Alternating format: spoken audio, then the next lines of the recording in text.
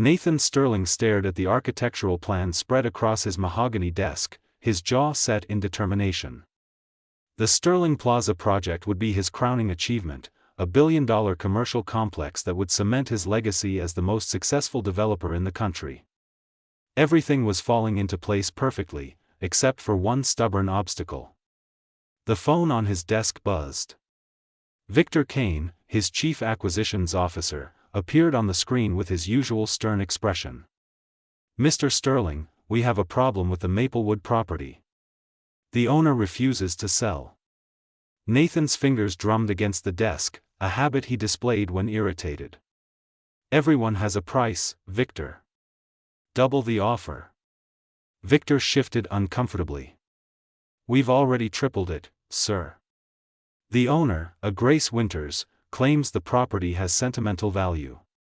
It's some kind of Christmas shop that her grandmother founded 60 years ago." The mention of Christmas made Nathan's expression darken. He had despised the holiday for 15 years, ever since the car accident on Christmas Eve that took his parents from him. While others saw twinkling lights and joy, he saw manufactured sentiment and painful memories. "I don't care if it was founded by Santa Claus himself. I want that property, and I want it now." He stood abruptly, grabbing his coat from the stand. "Prepare the car. I'm going to Maplewood myself. Sometimes these small-town people need to see who they're dealing with." The 3-hour drive to Maplewood felt like traveling backward in time. The bustling city gave way to rolling hills, then to a quaint town that looked like it had been plucked from a holiday card.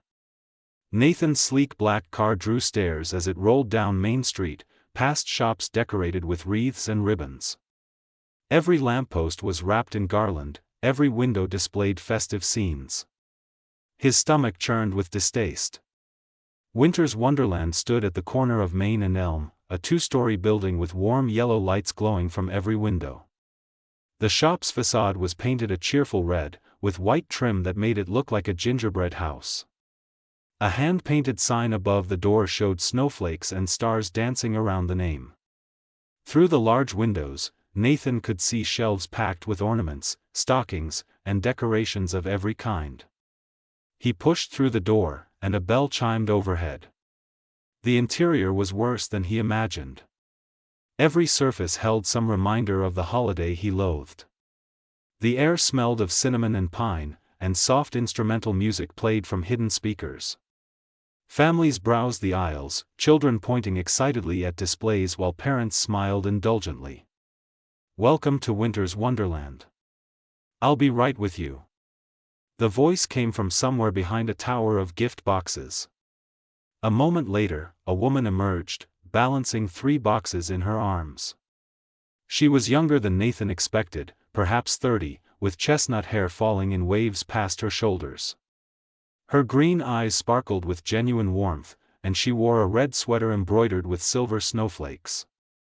Grace Winters set down the boxes and approached him with an open smile. "How can I help you today? Are you looking for something specific, or would you like to browse?" Nathan straightened his tie, his face impassive. "I'm looking for Grace Winters." Her smile faltered slightly as she studied him more carefully, taking in his expensive suit and cold demeanor. "I'm Grace. And you must be Nathan Sterling." The warmth in her voice evaporated like morning frost. "I've received your letters and calls. I thought my answer was clear." "Your answer was emotional, not logical," Nathan replied, his tone clipped. "I'm here to make you understand the reality of your situation. My development will bring jobs, revenue, and progress to this town. Your little shop is standing in the way of something much bigger than nostalgia." Grace's eyes flashed with anger. "This little shop, as you call it, is the heart of this community. My grandmother started it with nothing but love and determination. Families come here to start their own traditions. Children pick out their first ornaments here. This isn't just a business, it's a legacy." Nathan stepped closer, invading her space deliberately. He was used to intimidating people into submission. "Legacies don't pay mortgages, Miss Winters. I've looked at your finances. You're barely breaking even. I'm offering you enough money to open 10 shops anywhere in the world. You could honor your grandmother's memory without the burden of this old building. Grace held her ground, refusing to step back. You've investigated my finances? How dare you? You know nothing about me, about this place, or about what matters in life. Money isn't everything, Mr. Sterling, though I suspect that's a lesson you've never learned. The door opened again, bringing in a gust of cold air and a tall man in a flannel jacket and work boots. Ben Mitchell was built like someone who worked with his hands, with broad shoulders and calloused palms. He carried 2 cups of steaming coffee and greeted Grace with easy familiarity.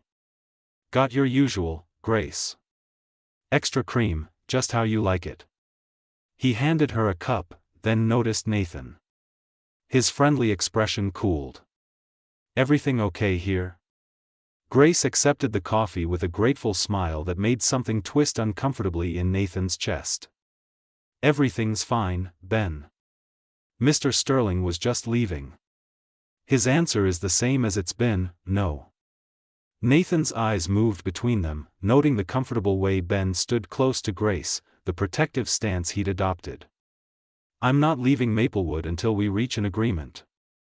I've taken a room at the Maplewood Inn. I suggest you think carefully about my offer, Miss Winters. My patience has limits. So does mine, Grace shot back. And you've already exceeded them. This shop isn't for sale at any price. Please leave. Nathan turned toward the door, then paused. You're making a mistake. In business, sentiment is a weakness people exploit. I'm giving you a way out before circumstances force your hand. The only mistake I see is standing in front of me, Grace said quietly. Goodbye, Mr. Sterling. As Nathan walked back to his car, he felt off balance in a way he couldn't name. He was used to negotiations, to people either falling over themselves to please him or trembling in fear of his power. Grace Winters had done neither. She'd stood her ground with a fierce determination that reminded him of someone, though he couldn't place who. That evening, Nathan sat in his sparse hotel room, reviewing files on his laptop. The Maplewood Inn was exactly what he'd expected, charming, cozy, and thoroughly irritating with its holiday decorations. His investigation into Grace Winters had revealed she was single, dedicated to her community, and deeply beloved by the townspeople. The shop barely made enough to keep the lights on, but she refused to raise prices because she wanted families to afford their traditions. It made no business sense. It was foolish and impractical. And yet, something about her conviction unsettled him. His phone buzzed with a message from Victor. Local officials sympathetic to our proposal. Several business owners interested in relocation offers. Recommend applying pressure through community. Nathan stared at the message for a long moment before responding. Hold off on community pressure. I'll handle this personally. He didn't examine why he'd given that order. He told himself it was strategy, that direct negotiation would be more efficient. But as he lay in bed that night, listening to carolers singing in the street below, his thoughts kept returning to green eyes filled with fire and a smile that lit up a room brighter than any Christmas lights. Grace Winters was a problem, but not in the way he'd anticipated. And Nathan Sterling always solved his problems, one way or another. Morning arrived in Maplewood with heavy gray clouds hanging low over the town. Nathan woke to his phone buzzing insistently. Victor's face appeared on the screen, his expression grim. Mr. Sterling, the Weather Service has issued a severe winter storm warning for the entire region. They're predicting 2 feet of snow within the next 12 hours. You should leave Maplewood immediately. Nathan glanced out his window at the peaceful street below. A few snowflakes drifted lazily downward. It looks fine to me. I'm not leaving until I secure this property. Sir, the storm is moving faster than predicted. The roads could become impassable within hours. Then I'll work quickly. Nathan ended the call and dressed in his usual armor of an expensive suit, though he conceded to wearing boots instead of his Italian leather shoes. He had a plan forming, one that would force Grace Winters to see reason. By the time Nathan reached Main Street, the lazy snowflakes had transformed into a steady curtain of white. The wind had picked up, biting through even his wool coat. Most shops were closing early, owners boarding up windows and hanging signs about weather-related closures. But Winters Wonderland remained open, lights blazing warmly against the growing storm. Nathan pushed inside, shaking snow from his shoulders. Grace stood behind the counter, helping an elderly couple complete their purchase. She looked up as the bell chimed, and her welcoming expression froze when she saw him. "Mr. and Mrs. Chen, be careful driving home," Grace said, handing them a carefully wrapped package. "The roads are getting bad." The elderly couple thanked her profusely, then hurried out into the storm. Grace turned to Nathan, crossing her arms. "I thought you'd have enough sense to leave town before the storm hit." "I don't run from challenges, Miss Winters." Nathan approached the counter, pulling out a folder from his briefcase. "I've brought revised terms. If you look at these numbers objectively, you'll see." "I don't need to look at anything objectively," Grace interrupted. "I've told you repeatedly that this shop isn't for sale." "What part of that simple sentence don't you understand?" Nathan's jaw tightened. "The part where you're willing to lose everything out of stubbornness. I've spoken with several people in town. They've told me about your property taxes, about the repairs this old building needs, about the loan you took out last year to replace the heating system. You're drowning, Miss Winters, and you're too proud to grab the life preserver I'm throwing you." Grace's face flushed red. "You've been asking about me around town? Investigating my private business? Who do you think you are? I'm someone who does his homework before making investments." Nathan placed the folder on the counter between them. "I'm offering you $3 million for this property. That's more than it's worth by any reasonable calculation. Take the money, honor your grandmother's memory somewhere else, and stop this pointless resistance. My grandmother's memory lives in these walls, in every ornament we've sold, in every family tradition we've helped create." Grace's voice shook with emotion. "You can't understand that because you see everything as a transaction. This isn't about money. It's about love, community, and preserving something beautiful in a world that's becoming more cold and corporate every day. Beautiful things die, Miss Winters. That's reality." Nathan heard the harshness in his own voice but couldn't stop himself. "The past is dead weight. Progress requires letting go." Grace stared at him for a long moment, and something shifted in her expression. The anger faded, replaced by something that looked almost like pity. "What happened to you? Who hurt you so badly that you learned to see the world this way?" The question caught Nathan completely off guard. Nobody asked him personal questions. Nobody dared. He felt exposed, vulnerable in a way he hadn't experienced in years. "My past is none of your concern." "You're right, it's not." Grace moved around the counter, standing directly in front of him. Despite her smaller stature, she seemed to fill the space with her presence. "But I'll tell you something about my past. My grandmother started this shop after my grandfather died in the war. She had nothing except grief and 2 small children to feed. She made ornaments by hand and sold them door to door. Every penny went to keeping her family alive. This shop grew from that desperation and determination. It represents survival, hope, and the power of creating joy even in the darkest times." Nathan found himself unable to look away from her eyes.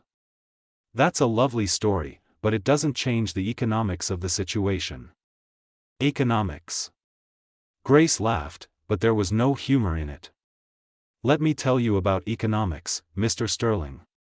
Last month, the Rodriguez family came in here. Their father had just lost his job at the manufacturing plant. They had 3 children and couldn't afford much, but they wanted their kids to have one special ornament each for Christmas. I gave them a 40% discount and threw in a tree topper for free. Do you know what Mr. Rodriguez did?" Nathan remained silent, watching her intently. He cried.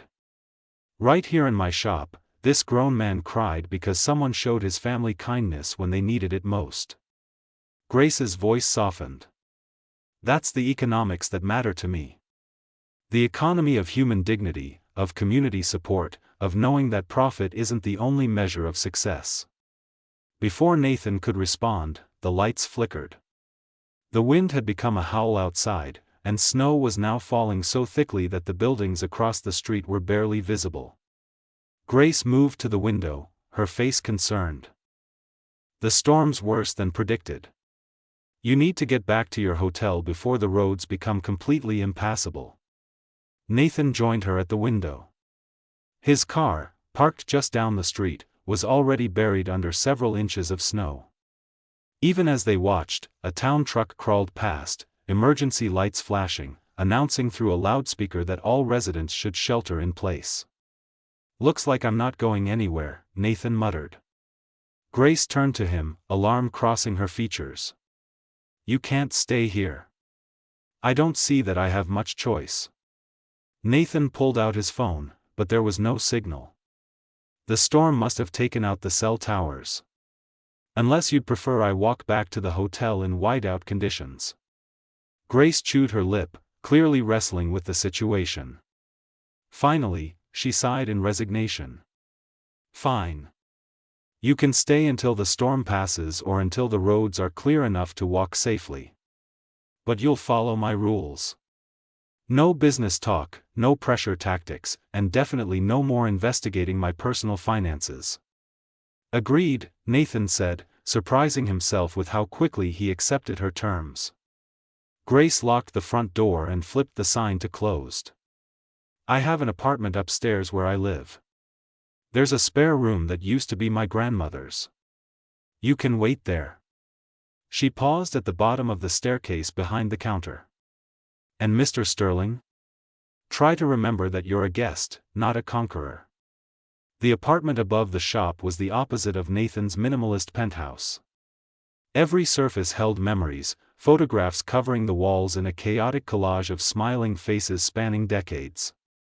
Handmade quilts draped over a worn sofa, books stuffed into shelves alongside knickknacks and treasures. It felt lived in, loved, and utterly foreign to Nathan's sterile existence. Grace pointed to a door off the small hallway. Grandmother's room. The sheets are clean. I'll make some coffee and something to eat. The power might go out, so we should prepare while we can. Nathan entered the spare room, taking in the iron-framed bed covered in a patchwork quilt, the antique dresser with a washbasin and pitcher, and the window overlooking Main Street, now completely obscured by driving snow. He removed his suit jacket, feeling strangely out of place in his business attire. When he emerged, Grace had changed into comfortable jeans and a thick sweater.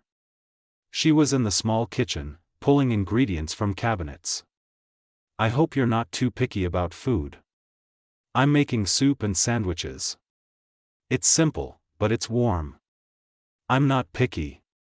Nathan hovered awkwardly in the doorway, unsure of his role in this domestic scene. In his world, people served him. He gave orders, made decisions, controlled situations. Here, he was powerless, dependent on the hospitality of the woman whose life he was trying to upend. Grace glanced at him over her shoulder. You can sit down, you know. I won't bite. Nathan sat at the small table that served as both dining area and workspace. He noticed papers spread across one end, bills and spreadsheets that Grace quickly gathered and set aside. She was right about her financial situation being precarious. He'd seen enough balance sheets to recognize the signs of a struggling business. How long have you run the shop alone? Nathan asked, surprising himself with the question. Grace stirred the pot on the stove, her back to him.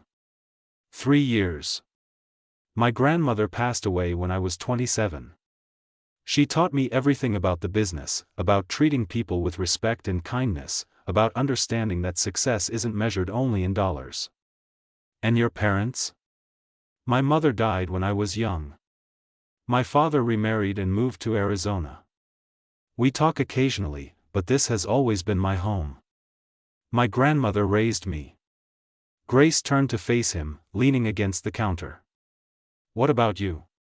Do you have family? Nathan's expression hardened. No.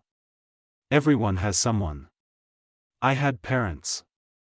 They died 15 years ago on Christmas Eve. Drunk driver ran a red light. The words came out flat, emotionless, but saying them out loud created a hollow ache in his chest. I was 22. After that, I focused on building my company. Family is a distraction I can't afford. Grace's face softened with understanding. So that's why you hate Christmas. It reminds you of what you lost. I don't hate Christmas, Nathan said defensively. I just see it for what it really is. A commercial holiday designed to manipulate emotions and separate people from their money. Is that really what you believe, or is it easier to dismiss something than to feel the pain it brings up? Grace moved to the table, sitting across from him. I lost my grandmother during the holidays too. Every ornament in that shop reminds me of her. Every tradition we celebrated together comes flooding back this time of year. It hurts. Mr. Sterling. It hurts terribly. But I choose to let that pain transform into something beautiful rather than let it turn me bitter. Nathan found himself unable to form a response. This woman, who had every reason to hate him for threatening her livelihood, was offering him understanding and compassion. It was disarming and uncomfortable. The lights flickered again, then went out completely. Emergency lighting kicked in briefly before fading, leaving them in darkness except for the faint gray light coming through the snow-covered windows. Grace moved efficiently through the apartment, returning with candles that she lit and placed around the room. The backup generator must have failed, she said calmly. Good thing I have plenty of candles.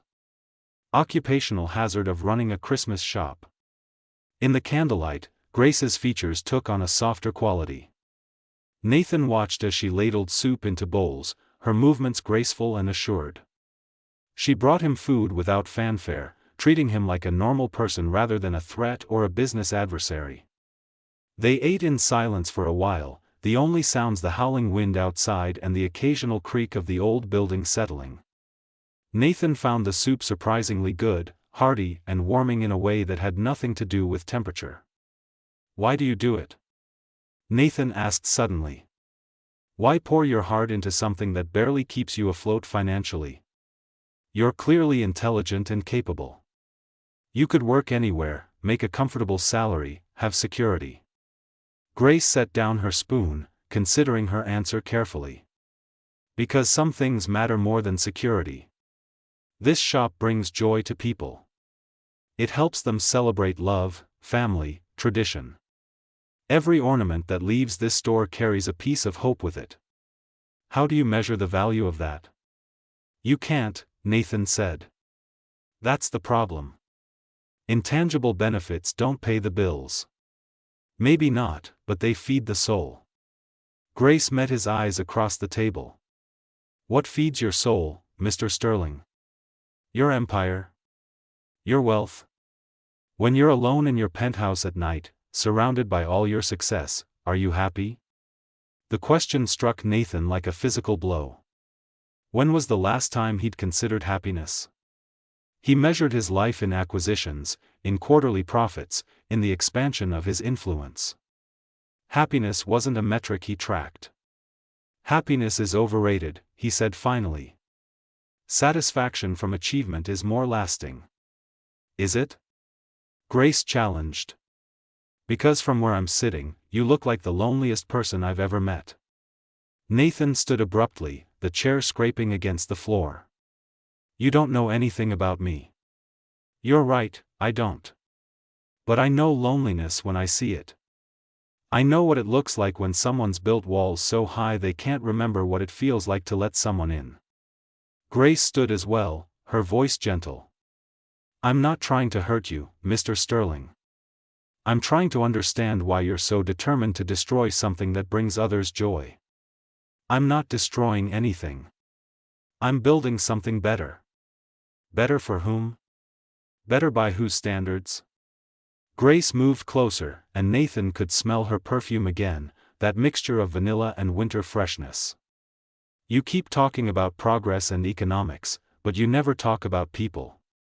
Those families who shop here, those children who pick out their first ornaments, the community that gathers here every year for our tree lighting ceremony. Where do they fit into your grand plans? Nathan found himself backing away from her intensity, from the way she seemed to see through all his carefully constructed defenses. They'll find somewhere else to shop. They'll adapt. No, they won't. Grace's voice rose with passion. Because there is nowhere else like this. This isn't just a shop. It's a gathering place, a sanctuary, a keeper of memories and dreams. When you tear it down to build your commercial complex, you're not just destroying a building. You're ripping the heart out of this community. The building groaned under the force of the wind, and a sudden gust sent snow cascading against the windows. Nathan moved instinctively toward Grace as if to protect her, then caught himself, confused by his own reaction. Grace noticed the gesture, and her expression softened slightly. The building's solid. My grandmother made sure of that. It has weathered worse storms than this. Has it? Nathan asked quietly. Or are you just hoping it will hold? Hope is all we have sometimes. Grace returned to the window, watching the storm rage outside. Hope that things will work out. Hope that goodness will prevail. Hope that even the most frozen hearts can learn to feel again. Nathan joined her at the window, standing close enough that he could feel the warmth radiating from her body. You're talking about me. I'm talking about anyone who's forgotten that life is about more than winning and losing, about success and failure. It's about connection, love, sacrifice, joy. Grace turned to look at him, and in the candlelight, her eyes seemed luminous. It's about moments like this, two strangers forced together by circumstance, learning to see each other as human beings instead of obstacles or opportunities. Nathan wanted to argue, to retreat behind his usual defenses, but something in her gaze held him captive. For the first time in 15 years, he felt the ice around his heart crack just slightly. And it terrified him more than any business deal ever had. The storm raged on outside, but inside the small apartment above Winters Wonderland, something unexpected was beginning to bloom in the space between a frozen heart and the warmth determined to melt it. The storm continued through the night, trapping Nathan and Grace in an unexpected intimacy. They sat in the living room as candles burned low, the silence between them shifting from hostile to something neither could quite name. Grace had draped blankets over both of them as the temperature dropped, and Nathan found himself reluctant to retreat to the guest room. Tell me about your grandmother, Nathan said suddenly, breaking the comfortable quiet. What was she really like? Grace smiled, her face glowing in the candlelight. Maggie Winters was a force of nature. She stood barely 5 feet tall, but she could command a room with just a look. After grandfather died, everyone expected her to fall apart. Instead, she picked up the pieces and built something beautiful from her grief. Nathan listened as Grace spoke, her voice painting pictures of a woman who had transformed loss into purpose. She described Christmas Eves when the shop would stay open late for last-minute shoppers, how Maggie would invite lonely neighbors upstairs for hot chocolate, the way she remembered every customer's name and their family stories. She used to say that Christmas wasn't about the decorations or the gifts, Grace continued. It was about choosing light in the darkness, about believing in magic when the world feels cold. She taught me that every ornament we sell carries that message. Hope. Love. Connection. Nathan found himself sharing stories he hadn't spoken aloud in years. He told Grace about his mother's laugh, how his father would pretend to be annoyed by Christmas decorations but secretly loved them. He described the last Christmas Eve, driving home from a family dinner when the drunk driver had crossed into their lane. I was following behind them in my own car, Nathan said, his voice rough. I saw everything. The impact, the way their car spun out. I couldn't stop it. I couldn't save them. Grace reached across the space between them and took his hand. The gesture was simple but profound. Nathan couldn't remember the last time someone had touched him with genuine compassion rather than calculation. "It wasn't your fault," Grace said softly. "You know that, don't you?" Knowing something intellectually and believing it emotionally are different things. Nathan looked down at their joined hands. After they died, Christmas became unbearable. All those decorations, all that forced cheer. It felt like the world was mocking my pain. So I learned to hate it. I built my company with ruthless efficiency, making sure I was always too busy during the holidays to feel anything. "But you do feel," Grace said. "That's why you're here. That's why you're fighting so hard to tear down this shop. Because it represents everything you've been running from." Nathan wanted to deny it, but the truth of her words resonated through him. He had chosen this particular project specifically because of the Christmas connection. Some part of him wanted to destroy what he could no longer enjoy. "Maybe you're right," he admitted. "Maybe I am running. But that doesn't change the business reality. Your shop is still failing, Grace. I've seen the numbers." Grace withdrew her hand, and Nathan immediately missed the warmth of her touch. "The numbers don't tell the whole story. Yes, I'm struggling financially. But I'm also making a difference in people's lives every single day. Can you say the same about your commercial developments?" The question hung in the air between them. Nathan thought about his empire, the buildings that bore his name across the country. Gleaming towers of glass and steel, profitable and efficient. But could he name a single person whose life had been improved by his work beyond making money? "I provide jobs," Nathan said defensively. "Economic growth. That matters." "Of course it does. But so does preserving community, protecting tradition, choosing people over profit." Grace stood and moved to a shelf filled with photo albums. She pulled one down and brought it back to the sofa. "Look at these." She opened the album to reveal pictures spanning decades. Families posing in front of the shop's Christmas tree. Children holding their first ornaments. Wedding photos where couples had met while shopping for decorations. Birth announcements attached to thank you notes for babies' first Christmas purchases. "Every one of these people has a connection to this place," Grace explained, turning pages slowly. "This isn't just a business to them. It's part of their family history. When Mr. Patterson had a stroke last year, the whole town came together here to organize support. When little Sophie's mother was diagnosed with cancer, we raised money for treatment right here in this shop. This building is where community happens." Nathan studied the photos, seeing genuine joy and connection in every image. He recognized several faces from his brief time in Maplewood, including the elderly couple who had been shopping when he arrived earlier. "This is Ben," Grace said, pointing to a photo of a younger version of the craftsman Nathan had met. "We grew up together. He's been my best friend since we were 6 years old. Everyone assumes we'll end up together, but the truth is, we're more like siblings than anything romantic." Nathan felt an unexpected surge of relief at this information, which confused him. Why should he care about Grace's relationship status? "He's protective of you," Nathan observed. "He's protective of everyone he cares about. That's who Ben is. He builds furniture for people who can't afford to buy new pieces.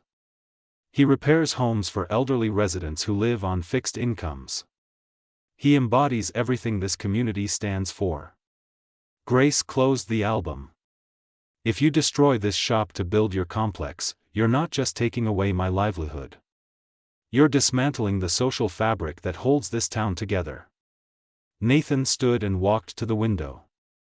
Dawn was breaking, painting the snow-covered street in shades of pink and gold. The storm had finally passed, leaving behind a pristine white landscape that looked almost magical in the early light. "What if I could find a compromise?" Nathan heard himself say. "What if we could incorporate the shop into the development somehow?" Grace joined him at the window, hope flickering in her eyes. What do you mean? I mean, what if instead of demolishing this building, we preserved it? Made it the centerpiece of the complex? A historic anchor that gives the development character and connection to the community?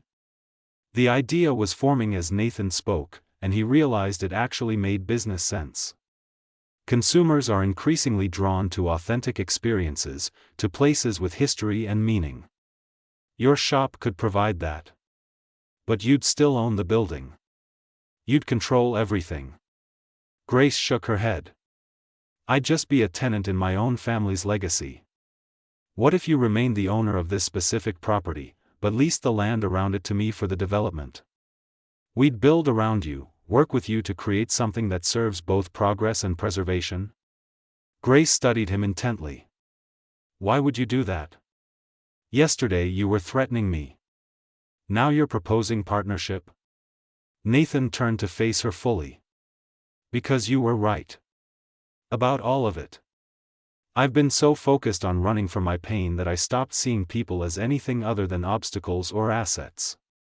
Sitting here with you, hearing your stories, seeing what this place means. Something shifted in me.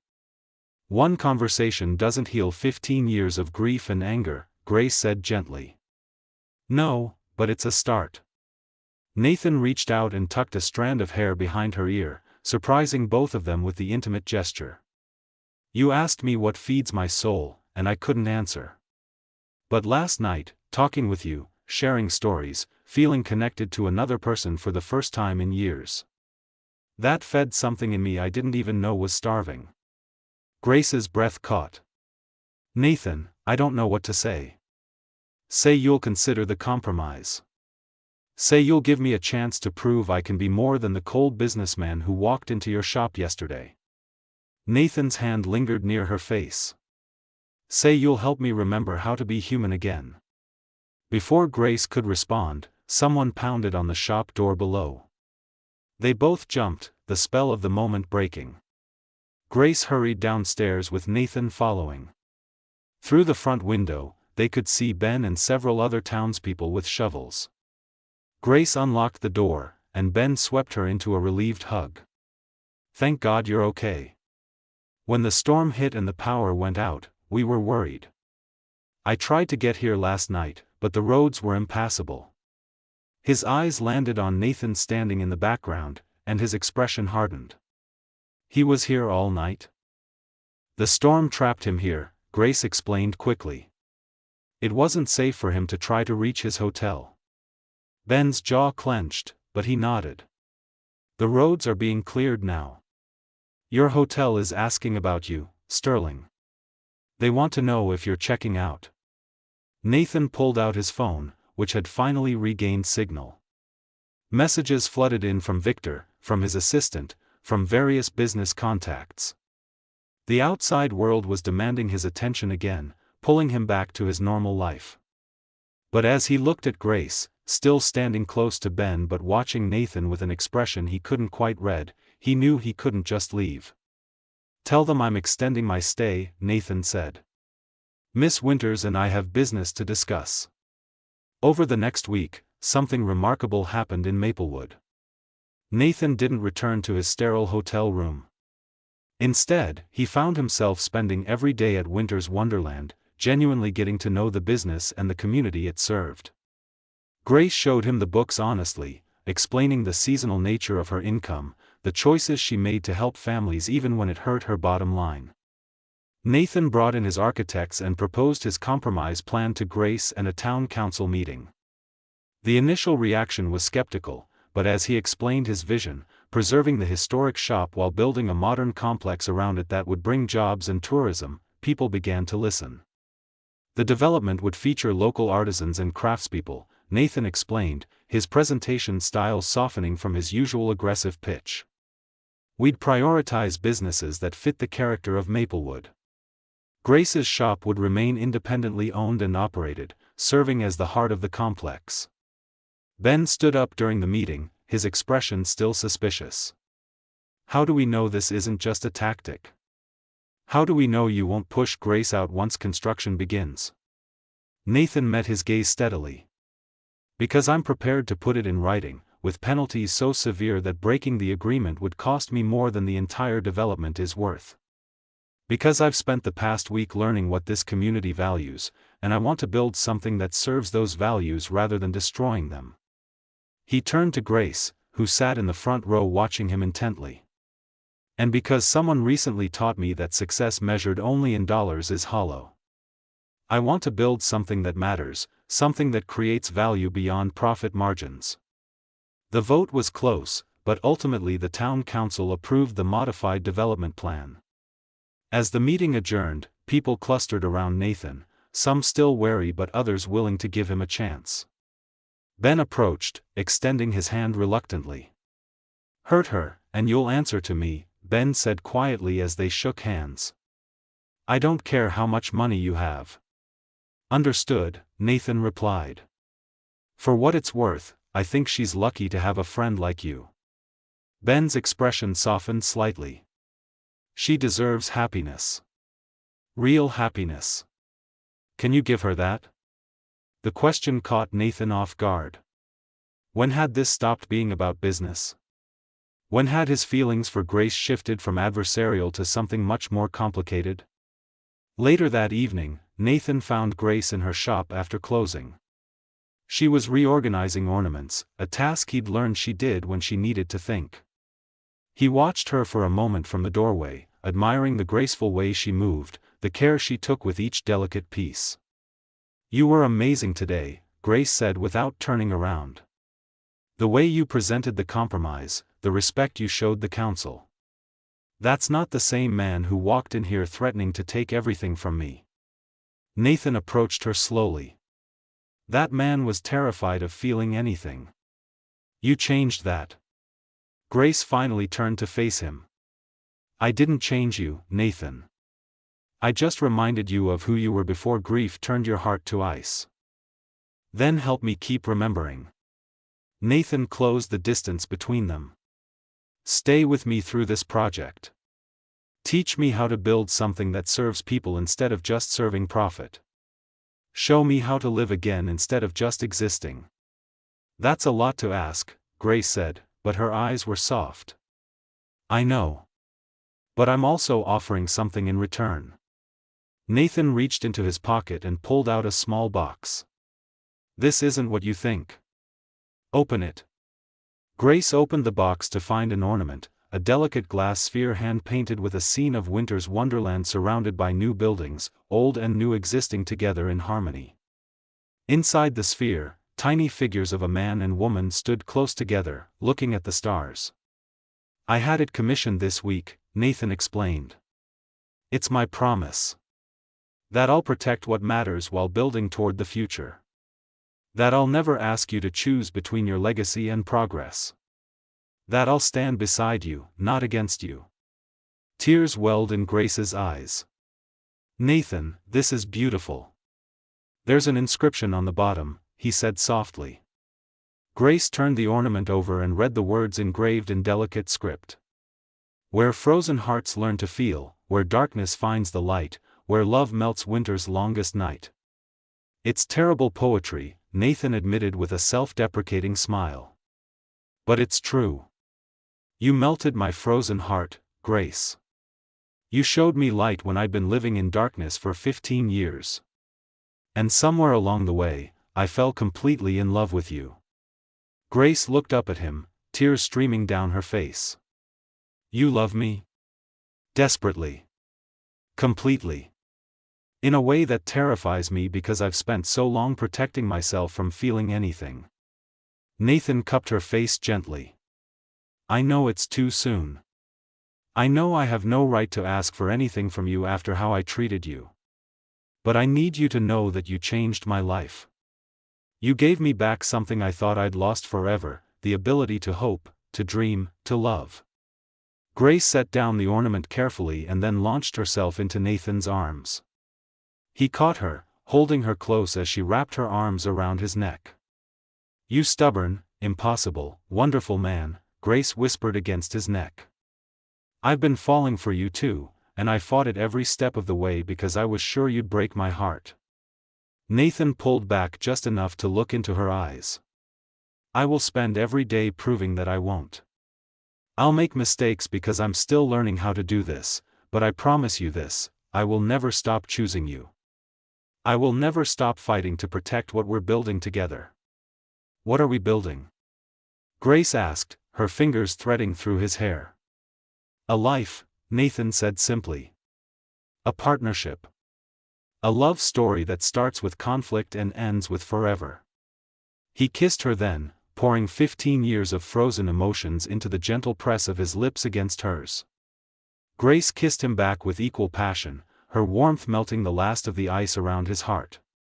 In that moment, surrounded by Christmas magic and possibility, Nathan Sterling finally understood what Grace had been trying to tell him all along. Love wasn't a transaction. Joy wasn't manufactured. Hope wasn't naive. They were the forces that made life worth living, that transformed existence into meaning, that turned strangers into soulmates.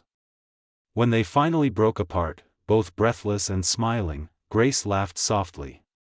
What are we going to tell people? That we went from enemies to lovers in less than 2 weeks? We'll tell them the truth, Nathan said, tucking her close against his chest. That sometimes miracles happen when you least expect them. That frozen hearts can melt. That love finds us even when we're running from it. Grace tilted her head up to look at him. And that Christmas isn't about decorations or commerce. It's about transformation, redemption, and the magic of second chances. Especially that, Nathan agreed, kissing her forehead.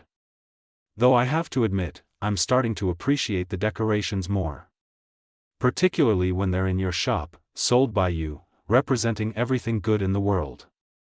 Does this mean you'll help me with the tree lighting ceremony next week? Grace teased. Nathan groaned playfully. Don't push your luck. I'm still new to this whole embracing Christmas thing. But you'll do it anyway, Grace said confidently. Because that's who you're becoming.